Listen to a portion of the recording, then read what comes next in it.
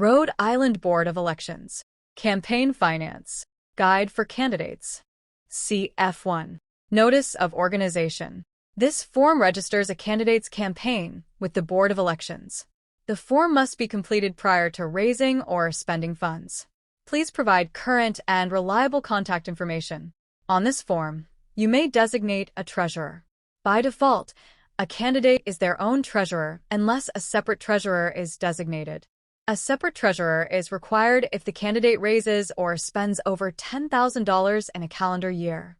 At the bottom of the form, please identify the financial institution in which the segregated bank account will be opened.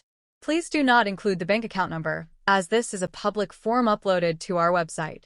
On the back of the form, please print the candidate's name at the top. The candidate must sign the affidavit. All original signatures must be notarized. Bank requirements. If a candidate is raising/spending money, a segregated bank account must be opened. This includes self-funded candidates. There is no commingling of personal and campaign funds. The bank account must be at a financial institution with a physical branch in the state of Rhode Island. A copy of the candidate's December bank statement is required annually, or a closeout bank statement if the candidate dissolves their account prior to the end of the year. All campaign activities should flow through the candidate's segregated campaign bank account. Reporting schedule. The report due dates differ depending on if the candidate has a primary opponent or if the candidate is general election only. For candidates who did not have an ongoing campaign prior to the declaration period, their reporting period begins with the date of declaration. A report filed on paper consists of 3 forms: CF2, CF3, and CF4. Reports filed on paper may be mailed, emailed, or faxed. If a candidate would like to report online through ERTS, Electronic Reporting and Tracking System, please call or email to request a login. Reporting must be done online if the candidate raises or spends over $10,000 or has a balance of $25,000 or more, and may be done by any other campaign. Late reports will be assessed a $25 fine. The fine increases at a rate of $2 per day after certified letters of noncompliance are mailed. The reporting schedule reverts back to quarterly in a non-election year. Contents of reports. For paper filers, campaign finance reports, periodic and quarterly, shall consist of summary of campaign activity, Form CF2, schedule of contributions received, Form CF3, and schedule of expenditures, Form CF4. A candidate may need to submit multiple CF3 and CF4 forms, as each form only has space provided for 4 transactions. Contributions and expenditures. Contributions, CF3. Each schedule must include the amount contributed by each individual, PAC, or committee with name, address, and place of employment, and receipt date of all contributions exceeding $200 in the aggregate in a calendar year. Expenditures, CF4.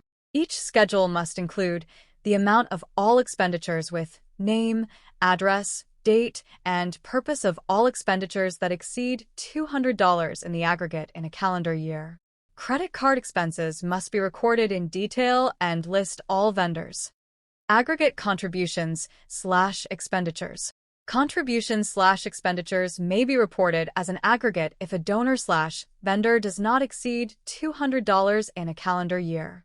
Records of donor information and vendor receipts/invoices must be maintained for a period of 4 years. Reporting in the aggregate is optional, as the candidate may opt to itemize every transaction instead. Any contribution/expenditure exceeding $200 must be itemized. If previously reported as an aggregate, prior report must be amended and the transaction itemized. Contribution limits, sources, and cash. Allowable.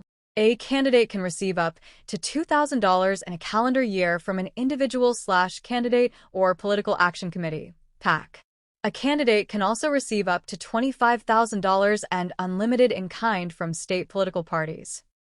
Prohibited. Direct contributions from corporations, unions, nonprofit organizations, or any business entity. The personal use of campaign funds. Contributions over $25 in cash from a single source in the aggregate in a calendar year. Contributions from other than an individual, PAC, or a political party. Anonymous contributions. In-kind contributions. An in-kind contribution is a non-monetary contribution received from a donor. An example of this is food at a fundraiser or an ad in the newspaper. The contribution must have a fair market value, receipt or invoice provided by the donor, and cannot be a special deal or discount. The price is available to the general public. The amount of in-kind contributions is inclusive of the $2,000 individual maximum in a calendar year. A business owner, as an individual, may contribute an in-kind contribution, but not a business. CF5. Affidavit for Annual Filing Exemption. The CF5 is an optional filing exemption for smaller campaigns. This form exempts a candidate from all reports except for an annual summary due February 1st. The CF5 has parameters that limit fundraising and spending. A candidate cannot spend more than $2,000 in a calendar year and cannot accept more than $200 per source, including loans/self-funded and in-kind, in a calendar year. The CF5 must be filed annually. CF7. Affidavit Dissolving Campaign Account. A candidate's campaign account is still active at the Board of Elections until a CF7 is completed. Prior to submitting the CF7, a candidate's campaign bank account must have a cash balance of 0 to close out. Any remaining funds can be dispersed in the following ways. Repayment of loan, if any exist. Donate to a candidate/PAC/party committee, subject to limitations. Donate to a nonprofit. Candidate cannot receive any benefit. Return contributions to donors. Forfeit to the state of Rhode Island. CF9. Account certification. The CF9 is required only if a candidate exceeds $10,000 raised or $10,000 spent in a calendar year. If the $10,000 threshold is met, the candidate must designate a separate treasurer by submitting a new CF1. The separate treasurer completes the CF9 and submits with each report, certifying the accuracy of its contents. The $10,000 threshold and CF9 requirement resets as of January 1st each year. Closing remarks. Please do not rely on information you have heard from others. Go straight to the source. Call, email us, or visit our website. 401-222-2345 campaign. Finance. At elections. .ri.gov. www. Elections. .ri.gov. We send out letters and emails periodically. Please be certain to keep updated contact information. Submit a new CF1 for any changes. Thank you, and good luck.